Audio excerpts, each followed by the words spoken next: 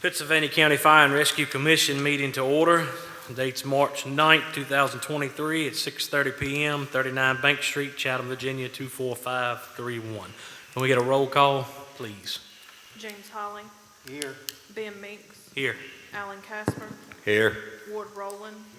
Tim Cassell. Here. Brian Shields. Here. Coleman Mayhew. Here. Kermit King. Here. Steve Stallings. John Brown. Bert Sellers. Here. All right, thank you, gentlemen. We're going to move down to a moment of silence.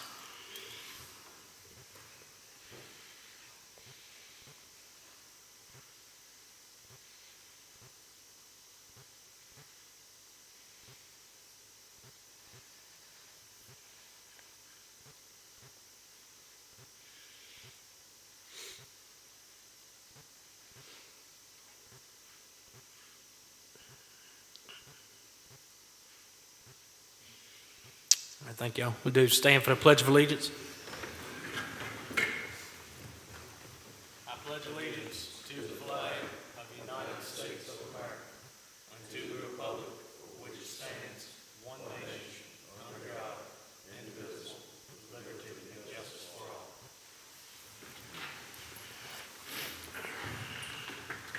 All right, thank y'all. All right, we're going to move down to additions or revisions to the agenda. Take a moment and review your agenda, and if there's any additions that needs to be added, we'll take those now.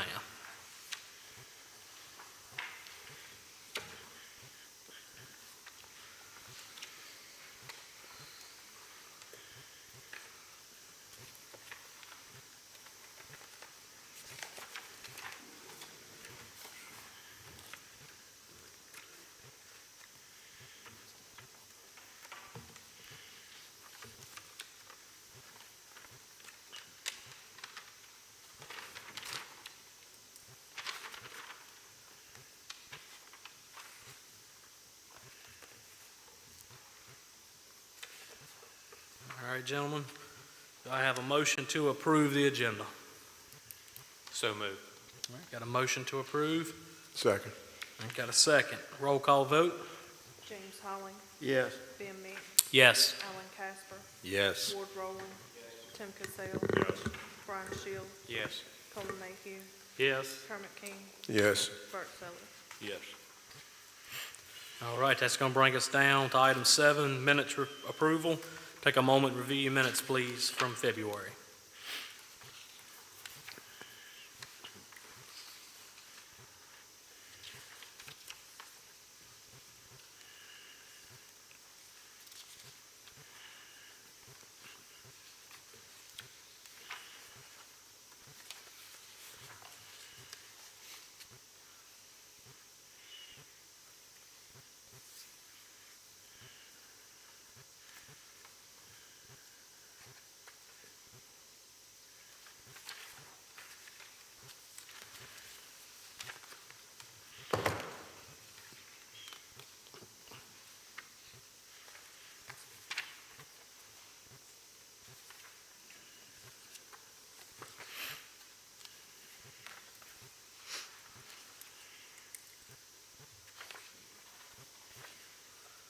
All right, if y'all had a moment to look over the minutes, I'll entertain a motion to approve February's minutes. Motion by Tim. I got a second. Second. All right, got a second. Any questions? All right, call the roll, please. James Holly. Yes. Ben Meeks. Yes. Alan Casper. Yes. Ward Rowland. Tim Cassell. Yes. Brian Shields. Yes. Coleman Mayhew. Yes. Kermit King. Yes. Bert Sellers. Yes. All right, that passes. Thank you, gentlemen. Moving right along. Director Key, do we have any presentations? No, sir. All right. Do we have any hearing other citizens signed up? No one signed up, sir. Okay. Brings us down to item 10, Fire and Rescue Association report.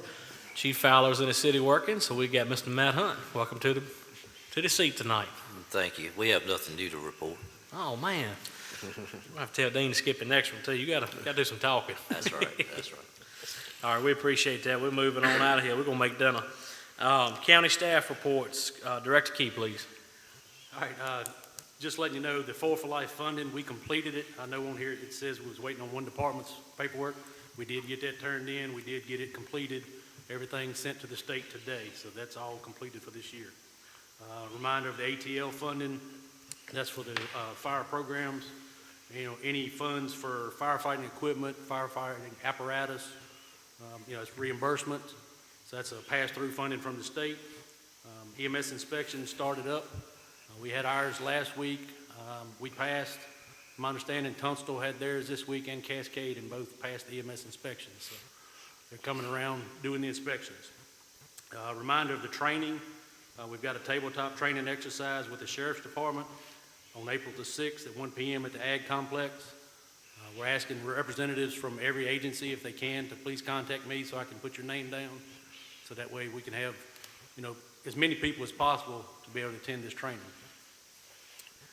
Need to go ahead and get everybody's rosters started turned in for this fiscal year, for this calendar year. So anybody, especially with changes, sometimes they have changes in December with officers and whatnot, but I'll need updated rosters. The statewide burn ban is in effect through April 30th, just a reminder of that.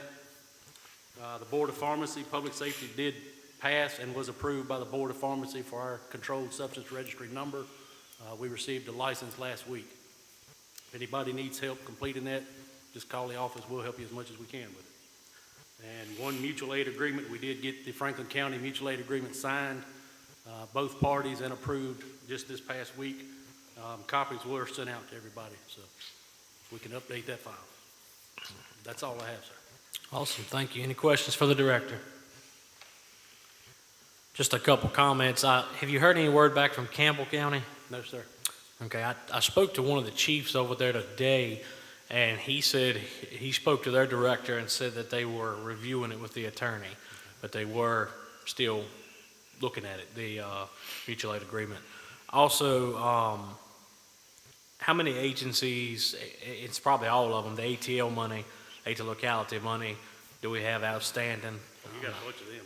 Okay, so just, But see, that's a carryover fund. You don't have to use it during the year, but if you don't use it, you're supposed to carry it over to next year and use it on apparatus purchases. okay. The Rescue Squad Assistance Fund, that's a little bit different. I mean, not with the 4 for Life Fund. That's supposed to be used on medical stuff every year, and, nothing's supposed to be carried over. Okay. So, I think I counted it up. We've got 17 agencies that hadn't turned in anything for ATL. Okay. So, I mean, she usually does that in June and files it with the state, and we just have to put in there, what's carried over. Okay. How many years can you carry it over in a row? I haven't seen a limit. What we was looking at today, that everything from 2019 is what we've got records of that goes back. I think some had gone back that far. So, if you've got a purchase, a fire truck purchase coming up in a couple of years, you may want to bank that, for a future down payment or a payment on it. So it's about $10,800 per agency per year. So, I mean, that's a nice little bit. So. Yeah. That's good, Director Key. I think it used to be 3 years. 3? Okay. Yeah, it used to be 3 years. Okay. Is that the state that mandates that it has to be spent within 3, or is that county level? I don't know. I was thinking the county, for their accountant, I think it used to be the maximum was 3 years you could carry it over.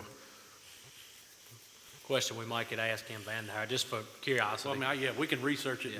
Because, like you made a good point with the cost of trucks now, it's a good idea if you don't have anything else, which we always got something we need to buy, but if you can save that money towards a truck purchase, every bit helps, But Yeah, well, I mean, especially if you can carry over, 2 years, that's $20,000. So, that's a nice little chunk to put down on a fire truck. So. Matt, if you'll make sure you're at the association, just let the fire departments know to get that turned in. The 4 for Life, when does the cycle on that restart? So July 1st. So that goes the fiscal year as well? It actually goes July through February 28th. Okay. And then that way it gives us the month of March to get the paperwork submitted and turned into the state. And then they give us the check again effective for July. Okay. Awesome. But you said everybody's turned that in too? Yes, sir. Awesome. Okay. All right. I think that's everything. The tabletop exercise, make sure, guys, any of y'all that's on the agencies, get that back. See if we can get some representation there. And the you said that y'all got your license back for the CSR, no issues with that. Do you know if any other agencies has applied and got theirs back yet? I talked to Mount Herman, and he had a few questions, so we helped him with, submitting the right paperwork, the SOPs. I don't know if he has submitted it yet, but I think Tunstall was the only other one that I'd heard from. Okay. So, We've submitted ours, but ours got sent back. They had some more questions on it, which I told y'all a long time ago. We'd just been holding pattern. But, Casey, for the agencies that need help, Casey sent me some stuff to, like, help with the SOPs and kind of what they sent in. So that is a good direction to use if you need help. All right, any other questions for the director? All right, thank you, sir. All right, we'll go down to unfinished business. Any unfinished business from last month? Has the insurance committee met any? No, we hadn't met. I talked to Director Key on Tuesday, was it? Yes, sir. And he said he and Assistant Director Hutchinson had been out doing some registrations and checking some stuff off of the list to make sure everything that was on there was supposed to be covered or not covered. Is that correct? yes, sir. We actually found 3 more vehicles in going around and visiting that needed to be removed from it. So that saved a little bit of money on the policy. Are y'all gonna go to every agency? Yeah, I think you got, 2 left? 2 or 3 left to visit.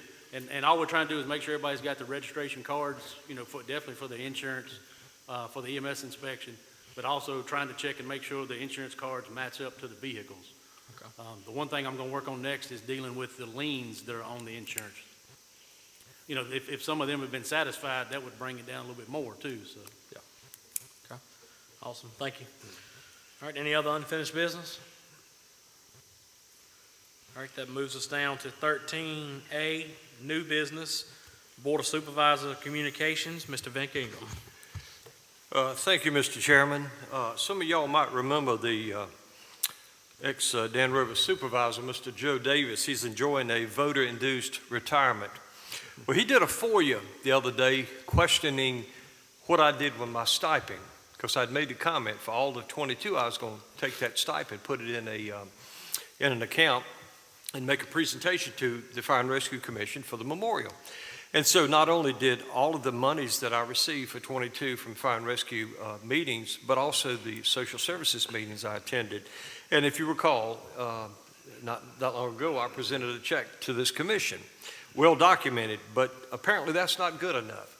So I'm going to make an open invitation to Joe Davis, Ron Scarce, and Jim Scarce. They can meet me at American National Bank, and anybody that questions any of this, and I will sign a waiver, and you can see exactly how much money went in and how much money came out. And Mr. Meeks, you can show them the check. And I hope that will put this to rest. But the old saying, enough is enough. And as an old adage, put your money where your mouth is. And so I challenge these gentlemen and anybody else to match what I've donated.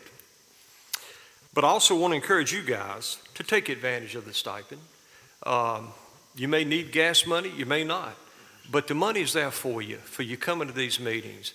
And hey, listen, you could do the same thing I did. You could have it earmarked for your local department or worthy agency like Danville, Pittsylvania Cancer.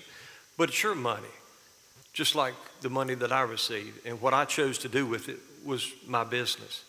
And so I encourage you to get with Chris Key and let him help you with the paperwork and take advantage of that, even if you want to turn around and give it to a worthy cause. But anyway, the new CEO at SOVA has reached out to me, and I'm sending him some information, and he desperately wants to work with his commission and respective departments to get the diversion issue clarified or cleared up, basically. So I look forward to working with him. He's new, and we surely need to extend all the courtesy possible to work with him for the betterment of not only the patients, but our community and for you guys for what you do as well. And the last thing I have here is remember Troy Talley, chief at Tunstall. He's recovering from back surgery. A lot of pain, but he's going to be okay. And I think that's all I had. Thank you, sir. Thank you, sir. All right, moves us down to the Fire and Rescue Memorial, and so I'll take that one real quick. So to touch on that briefly, And what Vic said was exactly correct. I actually know exactly where the check is and what our plans to use the check for the memorial right now is going towards. We're going to hire Beach Grove Designs out of Forest, Virginia, as the architecture to firm to draw up our memorial. But we have had a little bit of, we want to say Coleman kind of punted, and we've kind of done a revision of what our original plan was. Well, we're just really fine tuning the scope of the memorial. That's really what we're looking at doing. We had a real broad expectation when we went into it, and we're just kind of redefining that to be a little bit more in line with what the agencies are looking for. So I think everyone will be happy. We've been working on this now a year. This month was a year. A lot of work. We've met every month. And I know every time I say I'm going to have an update for you guys, I don't really say anything new, but we've been into heavy talks. I was emailing the lady today from Beach Grove Designs. We do have Vic's check that's going to help us that he graciously donated to go towards getting a drawing so that we can start fundraising for this, and so that Ms. Kim Vanderhyde can get our account set up with the county to be able to accept donations and such. And we hope to bring back something very soon to you guys on paper. But we are looking at changing the location, and I don't know if I should say this, but we're looking at putting it in the courtyard along with the Sheriff's Memorial, and it'll complement it very well. Two will be very nice together. If approved by the county, we will be going to the county for that request. But that's all I have on that. I just want to give you all a quick update and let you know that's still in the works and has not been forgot about. And thank you to everybody that's on that committee that's been putting in a lot of hours and time. All right, brings us down to 13C, ordinance discussion. What do you know? That's me again. All right, so we discussed the ordinance last month. We found some issues concerning the association representative, whether it be Dean or Matt or whoever, next year if there's a new president or vice president that sits in that chair, said that the way it's wrote right now is our bylaws and the ordinance contradict each other. We have an odd number commission here so that we don't have a tied vote. And, but yet then it says that the association will break the tie. They can't vote any other time except for when it's a tie. They'll break the vote. But that actually wasn't honored when we had the commission previously, and then nothing's changed in my knowledge in the ordinance, so that would not be correct, number one. And number two, if they don't have voting powers any other time, I don't see why they should be allowed to break the tie, if that makes sense. And I'm not trying to hurt them so that they don't have a voice. I'm actually trying to help them, because we have to work hand in hand with the association. And if we can't, the Board of Supervisors and the association and this commission and our directors and public safety personnel, we all got to be cohesive and work together, whether we agree on everything or not, to protect the citizens. And so a lot of things come up from the association and get to us, and we send it back down, or we send it to Chris and Scott or Casey, or it goes to the board members. And sometimes we need to meet outside of here to discuss things. Well, now, with the open meeting policy, which we know just went to court in our county here, so we definitely don't want to end up doing something we're not supposed to do. But our open meeting, the law on the meeting, technically does not allow us to have two representatives from this commission and the association representative there to discuss things, because then technically it's three people on the commission and it has to be advertised as a public meeting. But they're not actually a commissioner. They don't have any voting powers other than to break a tie. They're only an advisory. The individual sitting in that seat just advises what the association is requesting, and then this body decides yes or no and gets sent to the board.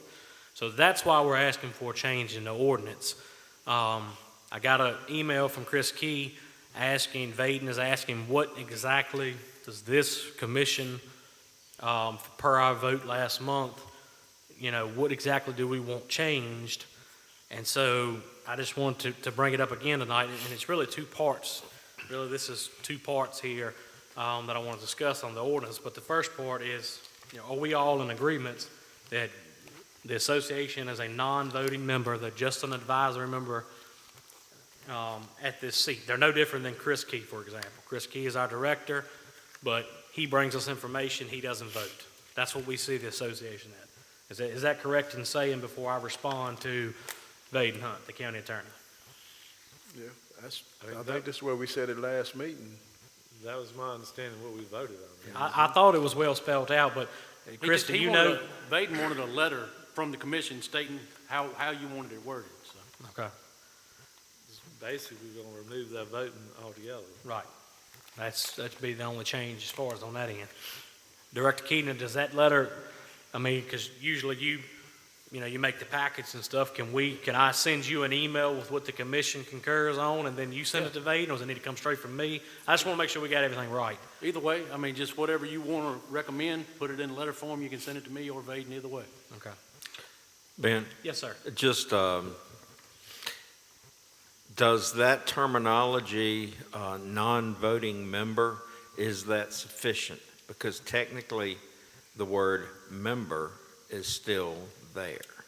Maybe we should just say non-member of the commission. They're I- a non-member. They're just That's just, advisory. that's my 2 Or- cents. I or don't, like a- I don't want us to get caught up in that, Yeah, you know, say just on advisory terminology. representative or representative from the Fire Rescue Association.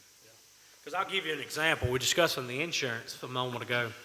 Chris wanted to sit down to discuss the insurance, invited Dean from the association, because obviously they're the president that represents the association, and then we've got, who's the two members from this one? Me and Jim. All right, two gentlemen here.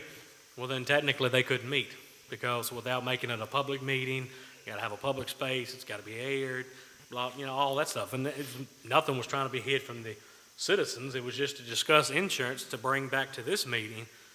That's kind of pointless. We're having the meeting now. They need to discuss stuff, so we can make sure that we're making the right moves on our insurance and leave it up to this body to vote and then send it to the board, obviously, they get the final say-so.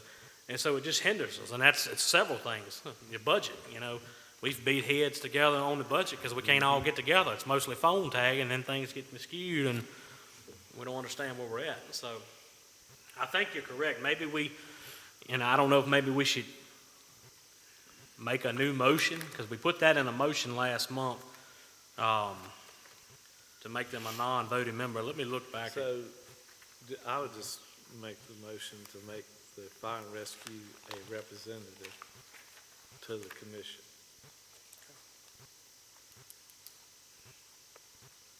All right, so the way it was read, I heard your motion, Coleman, just real quick. Well, we'll go ahead. You've made a motion. Is there a second on the floor? Or would y'all like me to read this real quick from last month?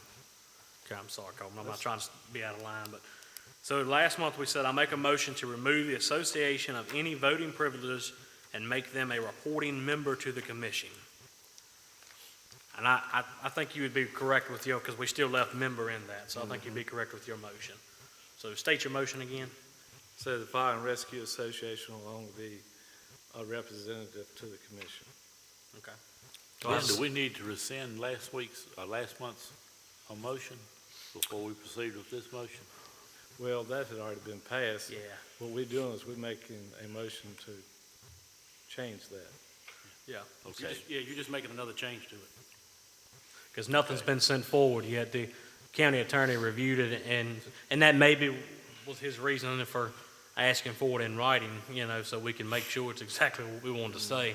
I think we all knew what we meant last month, but I know sometimes people can, like Alan said, they can dissect I words. don't want to get caught up in terminology. Yeah, so, okay. All right, so we've got a motion, I'll second it.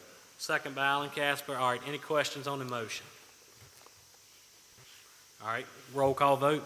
James Holly, Yes. Ben Meeks, Yes. Alan Casper, Yes. Ward Rollins, Tim Cassell, Yes. Brian Shields, Yes. Coleman Mayhew, Yes. Kermit King, Yes. Bert Sellers. Yes. All right, that motion passes, gentlemen. All right, we're still on C, because it's like I told y'all, it was two parts to that, so 13C. So also in our fire ordinance, and Director Key, you may have to help me some with this, but right now, we cannot bill, so we soft bill for EMS in this county for services, so that if someone has insurance, we bill them for the insurance, for the price of the transport and what we did. And if they have insurance, the insurance pays. If not, it goes to them. If they don't pay it, it's wrote off. We don't hard bill, go after anyone. All right, but on the fire side, we don't bill at all. Well, I know a lot of agencies have been trying to take advantage of, like when you have a motor vehicle accident, a lot of times that individual is supposed to have their vehicle insured. Well, in that insurance is protection and money that can be available to be paid out to first responders, to emergency responders, coming as an example of the fire truck, for our fire agencies coming. And the problem is, we've seen, is the insurance companies say, you can't send me a bill because it's not in your fire ordinance for your county that you can bill, that you, I guess, soft bill.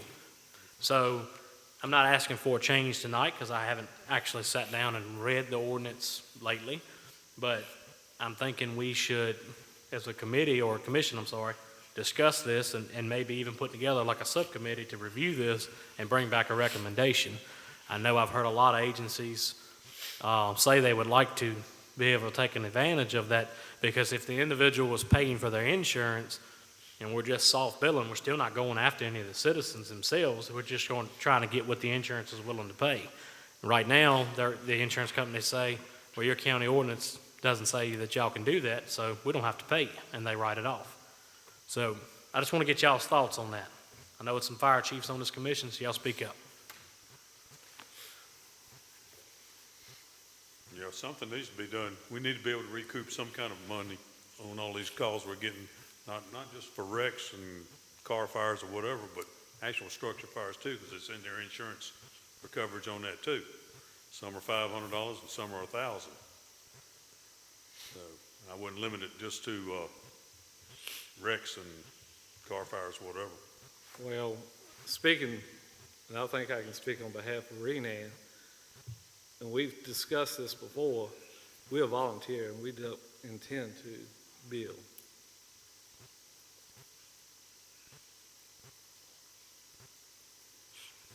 Mr. Chairman, is any other localities doing it now? Or do you have any information? I don't. I just had several of the agencies have spoke to me about it and asked, and so I told them I'd bring it up. I agree with Coleman that we are volunteer, but I see it two ways. Don't take me again miscued here on my words, but the county can't always meet all of our needs for funding. The citizens are trying their best to fund us through donations, but times are tight. Interest rates are getting ready to go up again. They have to have insurance on their their vehicle. I was just talking about the cars, but Tim said the houses, but you have to have insurance on your vehicle to be on the state highway, supposed to be. No, according to the state policy, they don't have to have insurance, they just have to pay that additional fee. That is true, but I would say the majority of the citizens have insurance, but you're correct, they could not have insurance, and in that case, you wouldn't bill. It'd be the same way we do for EMS. It would just be a no pay. Matt, do you have any discretion from the association? Would you like to take us back to the association to discuss it? I mean, I think that would really be the appropriate thing, is the association. Yeah, I'd like to take it back to the association so we can discuss it. Okay, all right. Then we'll just table it for this month if y'all are fine with that. Let them discuss it.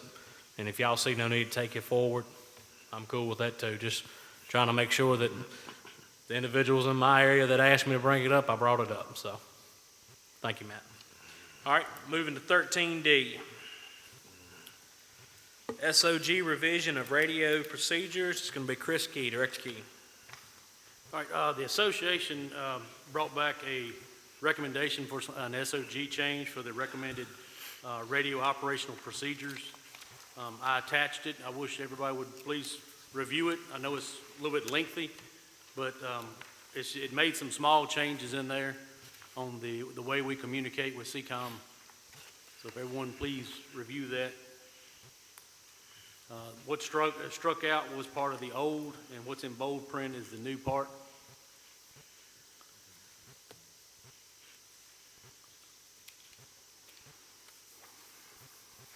And has this already been put into place, Director Key? No, it has not been put into place yet. I had to get it approved. It was brought to the association last meeting, and I brought it to the commission this meeting. Okay. And then if it's approved, we'll go from there. Okay, thank you.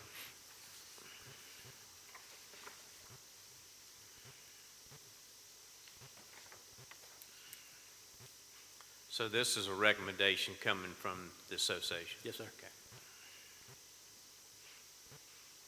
They formed a committee that researched it, and this was their recommendation to come back with.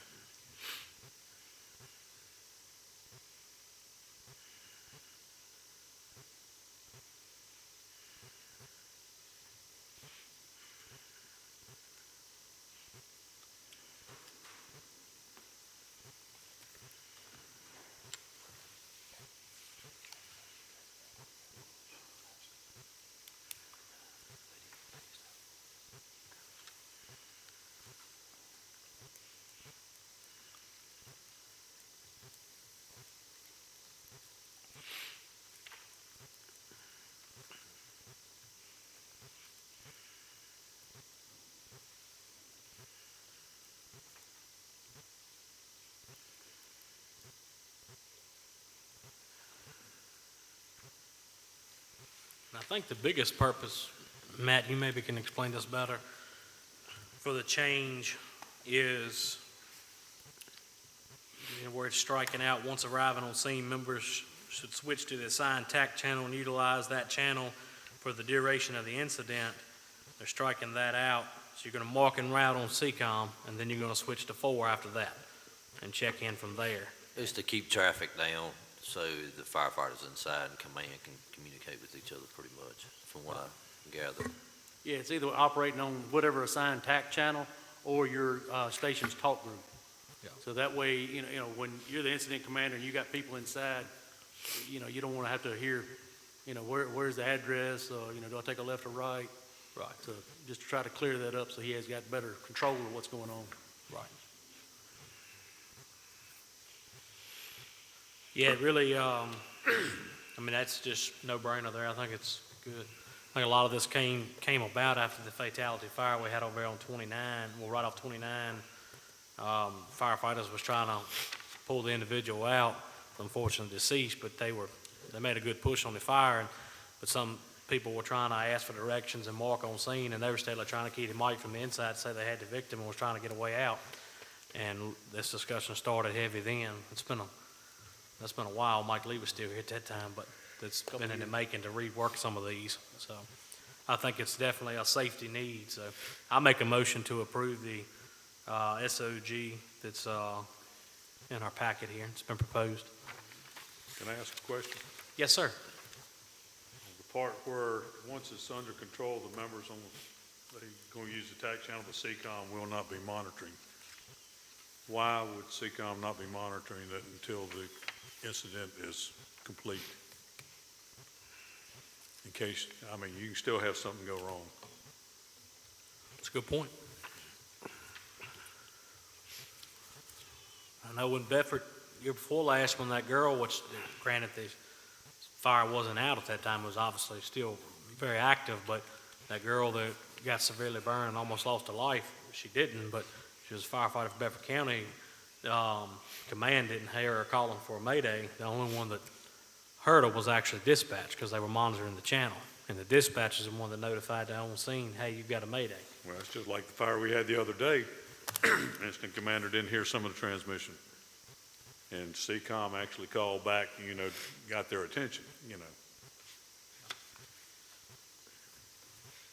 Chris, you got anything on that? I'll try to throw it at you, but. This come from the committee, so that was actually, that part of it was part of the old SOP. That wasn't a recommended change, so. Matt, you got any feedback on that?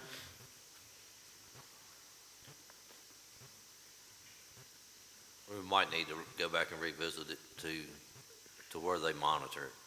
I agree with that it does need to be monitored. Until that incident is over, you need somebody listening that's not involved in the scene. That's kind of an overseer. Right. Yeah, I was sitting there reading, but I didn't even put that together. So I'll rescind my motion. Any further discussion on this? We're going to table this back to the association. Okay. Do we need that in a motion, Director Key, to table it, send it back to the association? Yeah. All right. So I'll make a motion to send it back to the association. There we go. Second. I heard Chairman Keen and I heard Tim, so Either way. either one. All right, any discussion on that motion? If not, roll call vote. James Hawley, Yes. Ben Meeks, Yes. Alan Casper, Yes. Ward Rowland, Tim Cassell, Yes. Brian Shields, Yes. Coleman Mayhew, Yes. Kermit King, Yes. Bert Sellers. Yes. All right, the motion passes to send it back to the association. All right, we're down to other matters from the commissioners. We'll start over here to the right. From the association, you have anything for us, Matt? We're at other matters from the commissioners. You have anything? No. All right, thank you, sir. Vic? Yes, sir. Last night I was headed over to Mills Grocery to get some of those world-famous hot dogs and run upon a very horrible motor vehicle crash with multiple injuries. And I stood there and watched, almost in amazement, as volunteers came from far and wide. Tunstall, Mount Cross, Bachelor's Hall, Mount Herman, and Brosville responded. And it was the effort that they put forth to help these victims. We see it all the time, but each time I see it, I'm just reminded of how priceless our volunteers are, how thankful I am that we have men and women that's willing to go to the scene of crashes and other incidents to help their fellow man. And how anybody could say anything derogatory about our volunteers is beyond me. But I'm just ever so grateful. And I don't know the condition of the victims. They airlifted, I think, at least 2.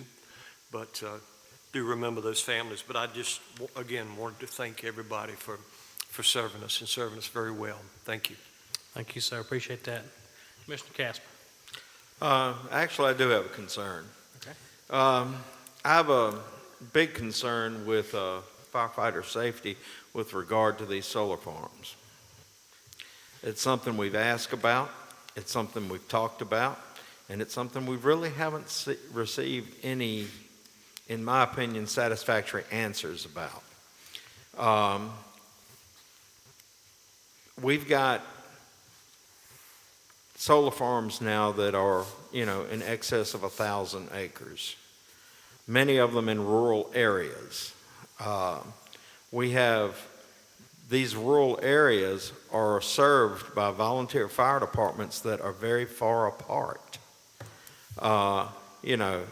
If I've got, and we don't know the dangers inside these things because we can't get, again, we don't really get concrete answers. I think that our Board of Supervisors needs to seriously look at this, and before, even if it's been before the Planning Commission or whatever, further expansion of these solar projects without addressing the safety concerns of our volunteers is simply reckless disregard. It's putting money over safety. And so that's my concern. Can I address that? Thank you, sir. Yes, sir, Tim. I went to the meeting the other night on Berry Hill where they're getting ready to do that one, and Dominion Power's doing it. I had several questions for them. They didn't actually do a presentation. They just had maps laid out, and if you ask a question, they answered it.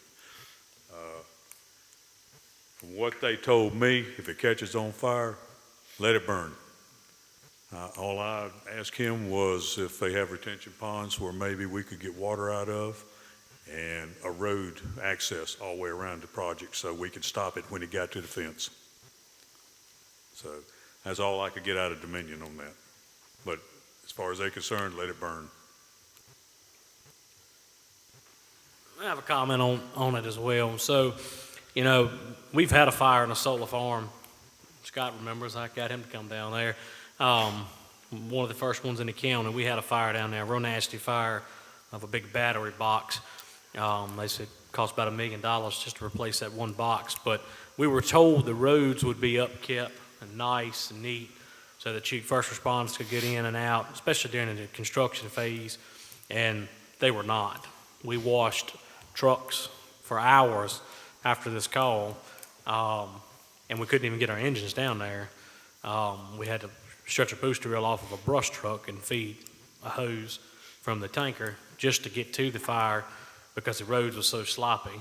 You know, I'm not trying to add to the fire marshal's job, and I don't know what the code or law or rule, if it's anything can be enforced, but I think it would be smart, Chris, to have some of your people every now and then take a ride and just go through these when they're, especially the ones they're building, to say, hey, that's a safety concern, that's a safety concern. Your roads aren't accessible. You know, if somebody gets hurt in here severe, how are we gonna get them out? You know, if we can't even get a truck in here. Like I said, I've been on that call, so I know firsthand. We'd like to never got our fire truck out of there. We had to get a running start, and it looked like my 2,000-gallon tanker was a drift car coming around the curve to get it out there, keep them laying time to come pull us out. So it is a concern, and I concur with Commissioner Casper as well. I hope our board members are going to take a look at this and put an end to some of this. Because, like I said, I don't want us to look back after we've lost a firefighter and say, wow, maybe we should have done something, you know, but we made some money. So that's my concern. So, and I remember bringing it up here, and we asked for trainings, and to my knowledge, which I know they offered one and we wasn't able to work it out at Gretna, to my knowledge, it's only been 2. It's been 3. So it's been 3. How many projects do we have? Do you know, Vic, in the county? It's 21. Not all of them are operational. And I was going to add to that, if I may, that I do recall one of the companies, or maybe a couple, were offering training. So what your comments are well received. So what I'd like to do is get with Chris and Emily Ragsdale and just take a look at that and try to fix it and do a better job. Yeah. We appreciate that. Yes, sir. Thank you. 3 out of 21 is not a good percentage. So Do what now? 3 out of 21 offering trainings is not a good percentage. So if we just some feedback, if they could, you know, could do that. Well, it ought to be mandatory with every one of them. Yeah. Well, Thank you. and I'm going to say this, and I'll leave it alone. If you look at the commission meetings, the planning commission meetings where these are approved to move to the next step, 99% of the time, correct me if I'm wrong, and I will take it back if I am, but it's part of it in there states that they will provide training yearly to the local firefighters. Mm-hmm. I'm pretty sure I've watched enough of those meetings and heard that, and I'm pretty sure that's not happening. Yes, sir. So. All right, Mr. Sellers? No matter. All right, thank you, sir. Mr. Holly? Nothing. All right, we'll come back to you. Director Key? I just want to reiterate what Vic said about the incident yesterday. You know, you had to bring a lot of agencies together to work together. That was a very unique extrication that had to be done, and they did a great job at it. So. Awesome. All right, Mr. Rowland. Tim? Oh, everything. Mr. Shields? All right, Colby? I'd like to just take a moment to recognize and to thank the women who serve the community in the fire and EMS and public safety and even the support that they give each one of these agencies. Awesome. Thank you, Coleman. All right. None at this time. All right, thank you. So it brings it down to me. Again, like I always ended, I want to thank all of our volunteers for the job they do. I want to thank our public safety staff for the job they do. I want to thank the county and the board members for trying to do all they can to fund us and keep us running. I want to thank our citizens for being patient with us and understanding. I do want to make one correction that was politically put on Facebook that was incorrect. We are not dropping patients off and kicking them out of our trucks at ERs. And our motion last month was not any intention on that. I think our agencies, including our public safety staff, provide very good care to the citizens of this county and try to do their best to give the best care possible in good bedside manner. So last thing we're going to do is kick them out at the hospital.